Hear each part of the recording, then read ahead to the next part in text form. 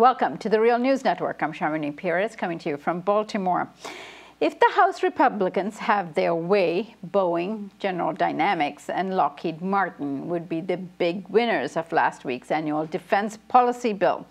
The National Defense Authorization Act, which usually gets through easily in this era of war and national security fear, with bipartisan support, was approved in a closer than usual vote of 269 to 151 after Democratic Party members decided to support the White House in opposing the measure. The close vote will give President Obama veto power. Now joining me to discuss the latest development on this is William Hartung. William is joining us from New York.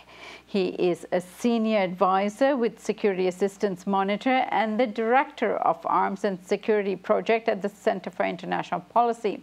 He's also the author of Prophets of War, Lockheed Martin and the Making of the Military-Industrial Complex.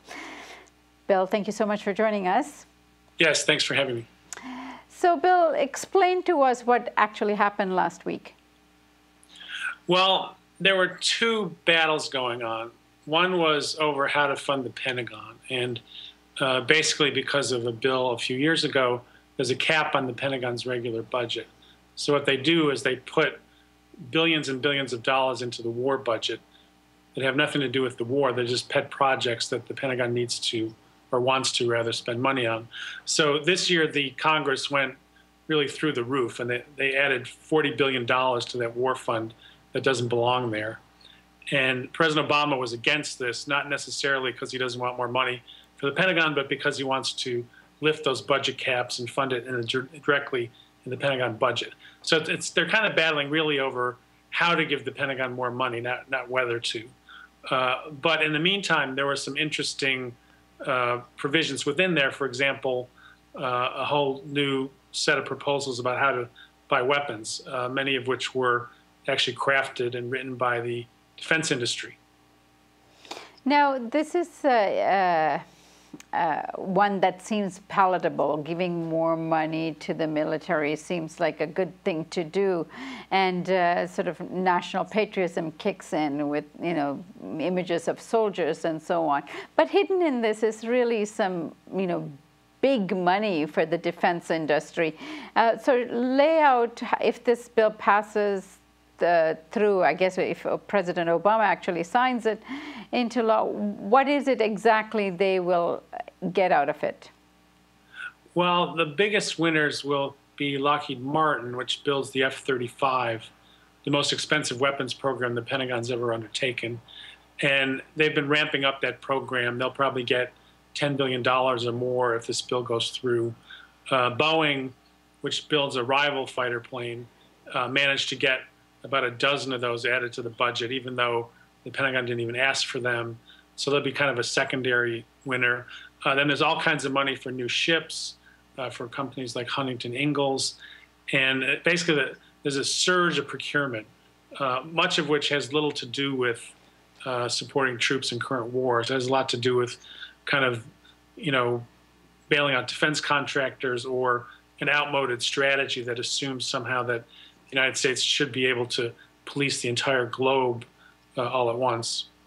Now, earlier you said that President Obama is not in favor of this. Why so? Well, he would like to get the Pentagon money directly.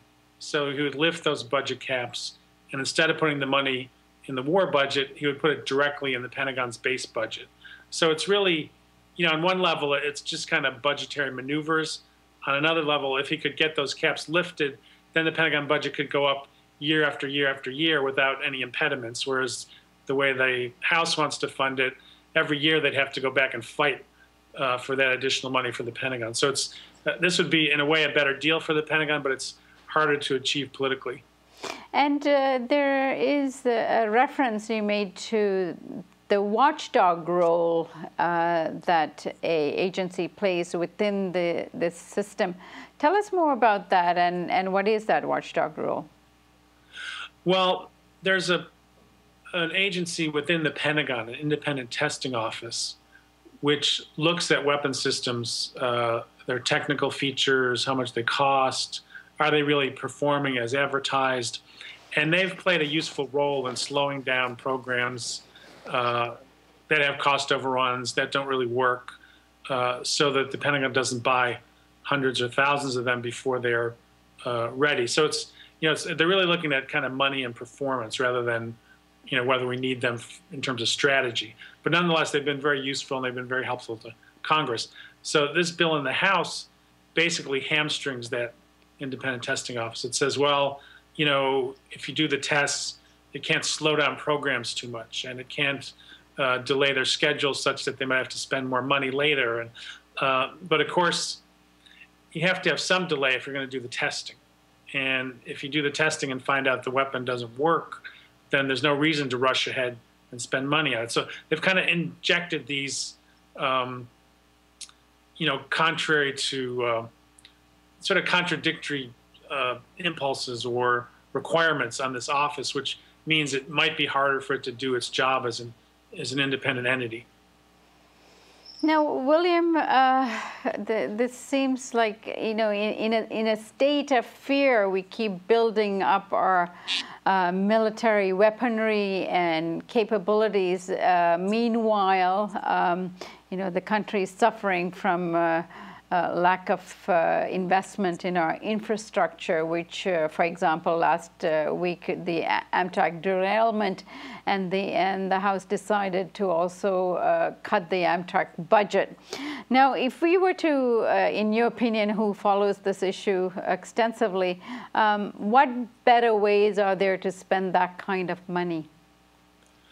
Well, I mean, it's such a huge sum. The Pentagon gets $500 billion off the bat, and then another 50 to 90 billion in the war fund and all kinds of other war-related expenditures.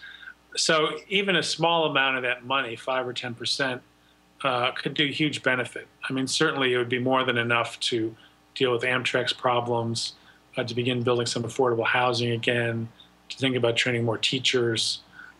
So all manner of things that have been neglected for many years, we could get a start on investing in them again. And just after the 2008 crisis, it was acceptable to reduce the military budget to some extent. Has that possibility gone out the window? There's still a chance of at least level or declining Pentagon budgets, but it'll really be about whether there's gridlock between President Obama and the Congress. If they can't figure out a way to lift those caps, and he doesn't let them do this, maneuver to evade the caps, they may end up with a budget that's a little lower. But that's not what they're trying to do, because they're arguing that with ISIS and the Ukraine and other issues around the world, this is not the time to reduce the Pentagon budget. But of course, if you look at the budget, the war on ISIS consumes about only 2% of the resources the Pentagon has available. So to justify these huge budgets based on that is really kind of bait and switch. William Hartung, thank you so much for joining us today. Yes, thank you for having me. And thank you for joining us on the Real News Network.